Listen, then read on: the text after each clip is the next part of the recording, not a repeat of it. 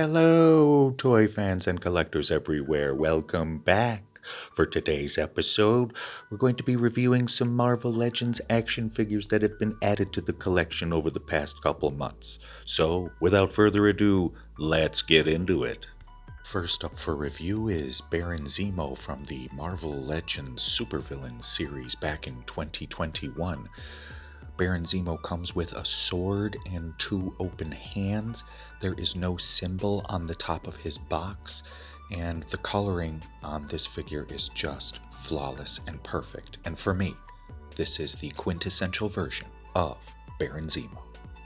Here's the sweet artwork on the side, and in case you want to read the bio on the back, now's the time to pause the video.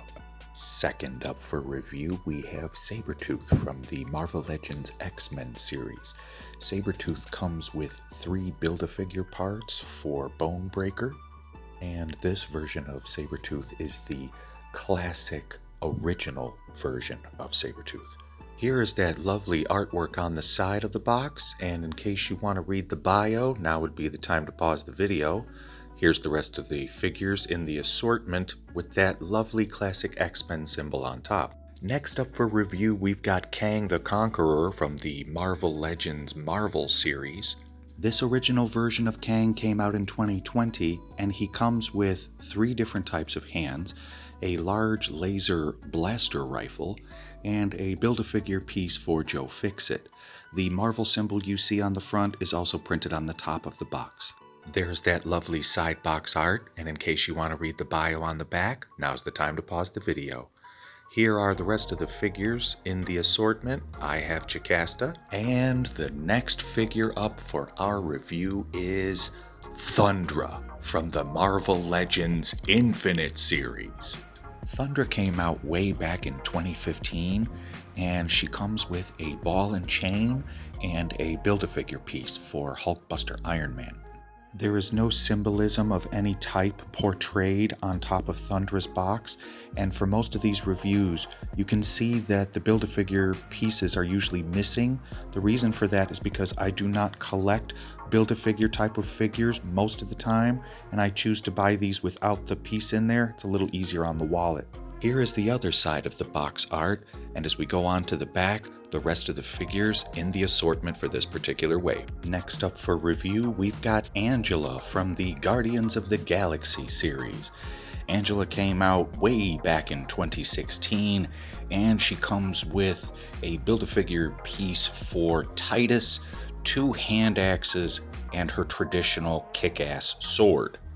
Here is that beautiful side of the box art for Angela, and as we move on to the back, the other figures in the assortment. This is the top of Angela's box with the Guardians of the Galaxy symbol.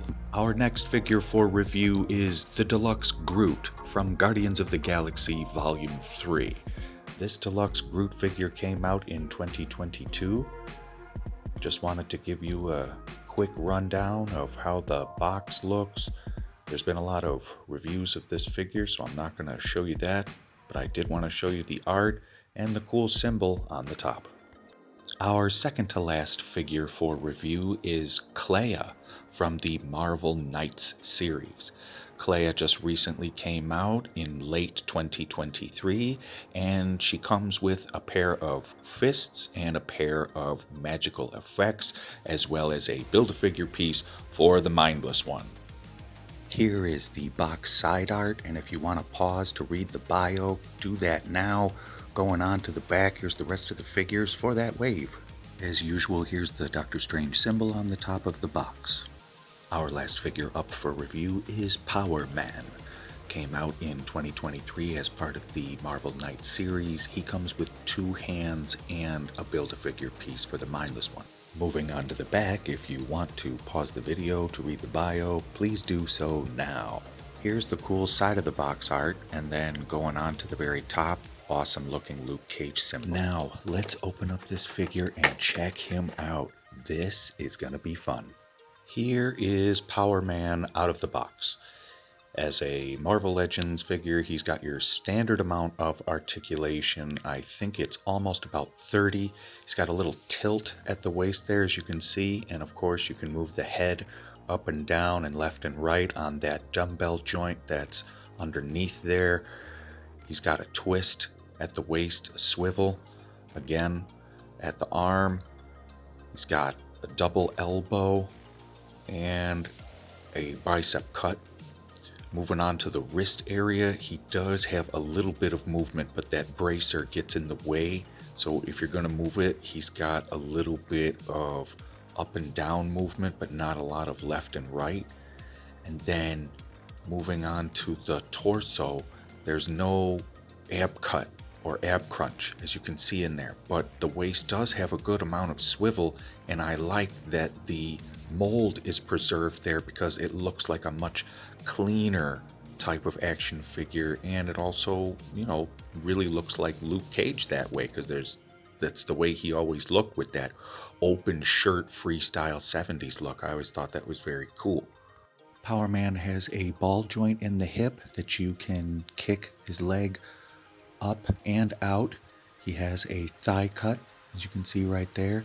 He's got a double knee, and if you crank that back, that's about as far back as he can go towards kicking his own ass. And then when you move down to the boot there is no boot cut. So don't try to force that, but there is a pin in the ankle for that swivel and pivot type movement with the foot. One thing I really like about this Power Man action figure is the belt. You can have the end of the belt displayed out front, or you can swivel it around to the back. And that's all we have for today. Thanks for joining me. I hope you liked what you saw. If you did, please give me a like down below. Subscribe to the channel. Leave a comment.